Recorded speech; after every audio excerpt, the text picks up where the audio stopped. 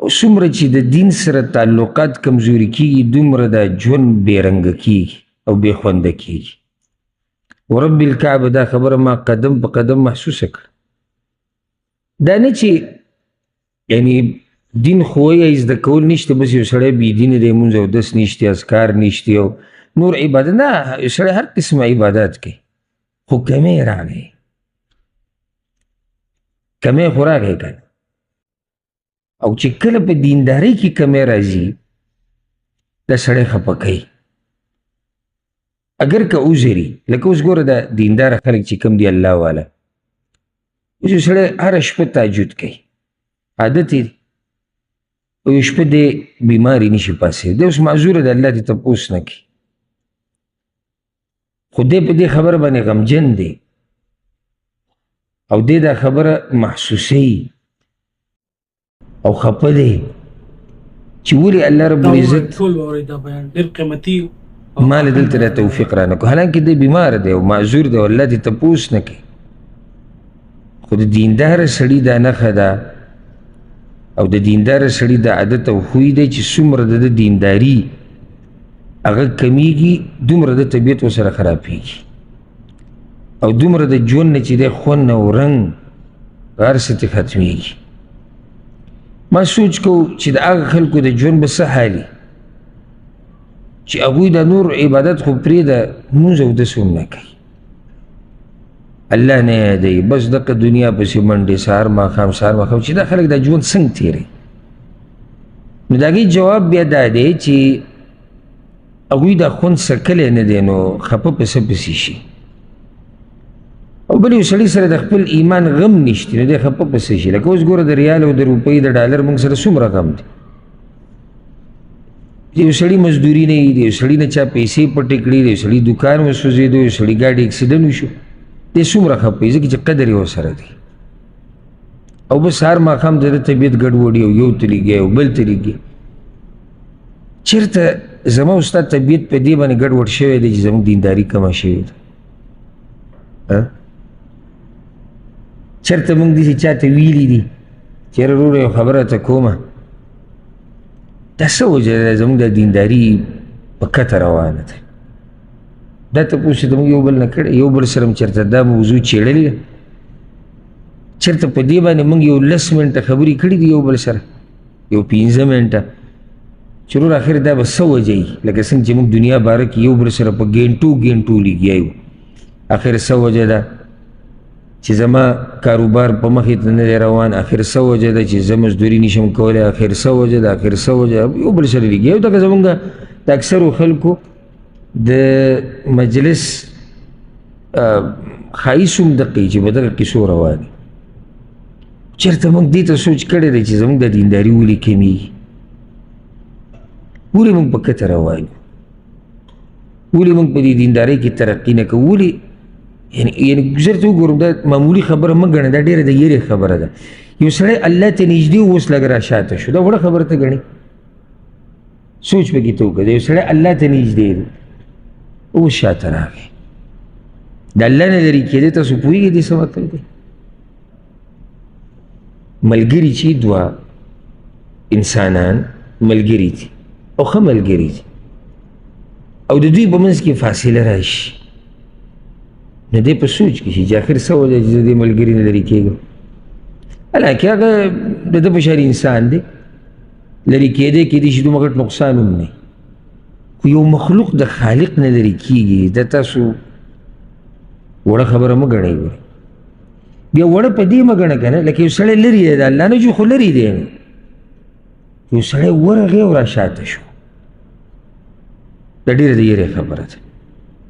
دې ته وایي د هدایت نه بعد په شا کېده. ولې به رسول صلی الله علیه وسلم دا دعا ډېره غوښته، اللهم یا مقلب القلوب ثبت قلبي علی دینک، یا الله زما د زړه په دین مضبوط کړه. هغه د دې د راسه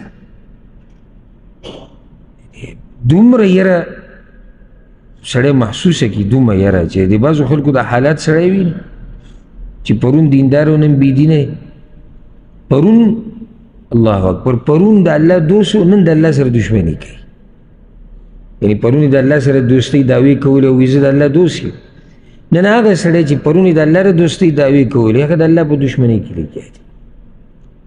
دا وړه خبره نه ده، دا ډېره ګټه خبره. زه غواړم چې موت ته اول زه بیا ته موږ دا خبره محسوسه کړو چې ګورې د الله نه لرې کېده دا وړه خبره نه ده. دا د دنیا او د آخرت تباهي ده، د دنیا او د آخرت تباهي ده. ډېر خلک په دنیا کې کمزوري دي، نه دي؟ لږ کمزوري که ډېر؟ تاسو وایئ ډېر خلک کمزوري دي. بیا زموږ پښتنو ته وګوره، زموږ پښتنو اکثر اقتصادي حالات کمزوري دي. خو څه چلو شو، یو څو نعمتونو نه محرومه دی که نه، چې کوم ورسره دي هغه ښه ډېر دي، خو د یو څو نه محرومه دی که نه. ژوند یې تېر کړو دنیا نه لاړ، څه تندر راولید. یو سړی د الله نه لرې شوی دی، یو سړی د دین نه لرې شوی دی، یو سړی د خپل رب نه رب ته یې شا کړې ده. د وړې خبرې نه دي، دا ډېرې غټې خبرې دي. د دې مجالسو سره د چې کوم مجلس کې موږ ناست یو که نه، زه خو د دې کمې دا خو پرې دوه هفتې درې هفتې چې راشي غټه خبره چې دا دوه درې ورځې دا مجلس نه وي، یا په نورو ځایونو کې چې کوم د درس او تدریس سره سم تعلق ساتي او دا نه وي، بند شي به ما، نو سړی داسې سرګردانه غوندې کوي لکه ما نه چې څه شی ورک شي. او چې کله سړي ته اندازه ولګي یا ورته خبر راورسي چې یاره داسې یو مجلس به وي د زده کولو نورو ته د خو لکه په سړي چې اختر راشي وجه د هغې سره زه د هغې وجه ووایم.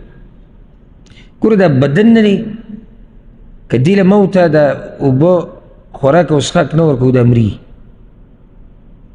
یو سړی اوس ډېر وږی دی، ته سوچ وکړې یو سړی وږی دی، د دوه درې ورځې خوراک نه دی کړی، ما دوه درې ورځې ډېر وي، ما دوه درې ورځې ډېر وي، یو ټیم یې نه دی کړی ځه چې ښه به پوه شو. ماسپښین خوراک یې نه دی کړی او ماښام پکې شو ماسخوتن شو، ده به څه حالي؟ وږی به وي، بدحاله به وي، او چې ته ورته ووایې چې ډوډۍ تیاره ده نه به خوشحالېږي؟ څومره به خوشحالېږي؟ ځکه چې بدن په دې پایي. دغه شان دا زړه دا د الله په دې دین باندې پایي، دا د روح غذا ده، دا د زړه غذا ده. کله دا غذا کمیږي که نه د سړي د زړه ورسره مړ شي. لکه یو هفته مخکې تا ته یو کار د ګناه ښکارېدو ته نه ور نږدې کېدې، خو چې د دې مجالسو نه ورو ورو لرې کېږي ته په هغه کار کې واقع شوې کوم چې هفته مخکې تا ځان ساتو. دا مجالس معمولی مه ګڼئ، دې کې د سړي ایمان زیاتېږي ورب الکعبه که نه داسې لګیا ایمان ډېرېږي که نه؟ ایمان ډېرېږي د سړي ځان ته سوچ شي، خپلو اعمالو ته سوچ شي، الله ته توجه شي، راواپس شي الله ته که څه کمی کوتاهی پکې. ډېر خلکو له الله هدایت د دې دیني مجالسو په ذریعه نه دی ورکړی، بې شماره خلک بې شماره، خو چې دا مجالس نه وي او د دین زده کول نه وي او د دین ښوونه وي او د الله د یادولو بیټکونه نه وي او حلقې نه وي، خو لاړو موږ ختم شو. ځکه ګوره د علماو په ذمه لویه ذمهواري ده، هسې ورته د پیغمبر وارثان نه دي ویلی شوي. وجه د هغې دا ده چې د دوی ذمهواري دا ده چې دا خلک د الله نه لرې کېږي نو چې دوی ورله تنبیه ورکوي، را بیدارېږي چې نه را واپس شي. ته ګوره په غلطه روان، دا د علماو ذمهواري ده. او که دا خلک دقه شان پرېښودی شو، که دا خلک دقه شان پرېښودی شو نو یو ګوره شیطان پیری شیطان یادو هغه لګیا دی، انسي شیطانان هغه لګیا دي، خواهشات هغه ته نه پرېږدي دیندارۍ ته، بچي ځکه چې قرآن کې راځي چې بعض بچي ستاسو بعض ښځې ستاسو دشمنان دي. ښځه کیدای شي مور پلار، معاشره، موبایل، انټرنیټ، ملګري، دا هر څه چې را جمع کړي او څوک نه وي چې تا د دین طرف ته راوبلي ته به څنګه دین طرف ته راشي یو دافع نه دافع مطلب لکه تا له څوک دیکه درکوونکی نه وي چې تا د دین ته تاسو د شیخ صاحب بیان واورېدو د مونځ باره کې څوک چې مونځ نه کوي یا لیټ کوي نو دې بیان باندې کم سے کم عمل وکړئ او د دغه شان قیمتي او بهترینو بیانونو دپاره تاسو مونږ ځان سره فالو کړئ. الهویږو په یو نیکسټ ویډیو کې مونږ له راځي اجازت. السلام علیکم ورحمت الله.